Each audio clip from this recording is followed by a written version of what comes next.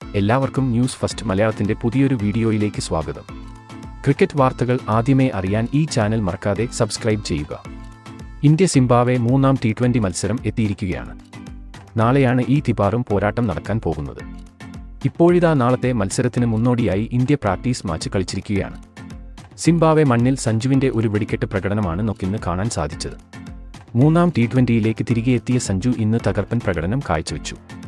അതുപോലെ അഭിഷേക് ശർമ്മയും ഇന്ന് തകർത്തടിച്ചിട്ടുണ്ടായിരുന്നു. അപ്പോൾ ഈ ഒരു പ്രാക്ടീസ് മാച്ചിനെ കുറിച്ചാണ് നമ്മൾ ഇന്നത്തെ വീഡിയോയിൽ നോക്കാൻ പോകുന്നത്. സഞ്ജു ദുബെ, ജയ്സ്വാൾ എന്നിവർ ഇന്ത്യൻ ടീമിലേക്ക് തിരിച്ചെത്തിയിട്ടുണ്ട്. ഇനി ഇന്ത്യയെ പിടിച്ചു കെട്ടാൻ സാധിക്കില്ല. സിംബാബ്വെ ഇന്ത്യയ്ക്ക് ഇനിയൊരു എതിരാളി പോലും ആയിരിക്കില്ല. പക്ഷേ ആദ്യ T20 സിംബാബ്വെ ജയിച്ചിട്ടുണ്ടായിരുന്നു. അതുകൊണ്ട് തന്നെ വരുന്ന എല്ലാ മത്സരങ്ങളും ജയിച്ച് സിംബാബ്വെയെ നാണം കെടുത്താനാണ് സഞ്ജുവിന്റെയും കൂട്ടരുടെയും പദ്ധതി. ഇന്ന് ഇന്ത്യൻ താരങ്ങൾ ഇന്റർ സ്ക്വാഡ് മാച്ച് ആയിരുന്നു കളിച്ചിട്ടുണ്ടായിരുന്നത്. അതിൽ ഇന്ത്യൻ ടീം മികച്ച പ്രകടനം തന്നെ പുറത്തെടുത്തു. പ്രത്യേകിച്ച് സഞ്ജുവിന്റെ ബാറ്റിംഗ്. 39 ബോളിൽ സഞ്ജു ഇന്ന് തന്റെ ആദ്യ സെഞ്ചുറി കുറിച്ചു. കഴിഞ്ഞ മത്സരത്തിൽ സെഞ്ചുറി നേടിയ അഭിഷേക് ശർമ്മയും ഇന്ന് തകർത്തടിക്കുന്ന കാഴ്ചയാണ് നമുക്ക് കാണാൻ കഴിഞ്ഞത്.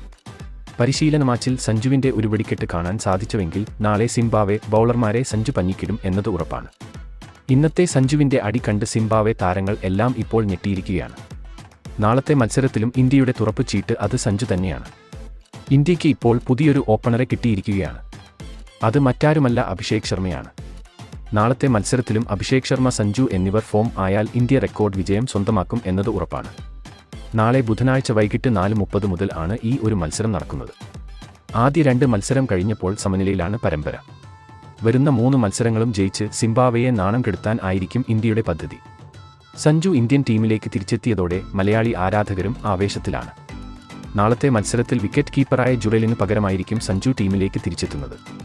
ജുറൽ 2 മത്സരത്തിലും ഫ്ലോപ്പ് ആയിരുന്നു. അതുകൊണ്ട് തന്നെ സഞ്ജു എന്തായാലും ടീമിൽ ഉണ്ടാകും എന്നത് ഉറപ്പാണ്.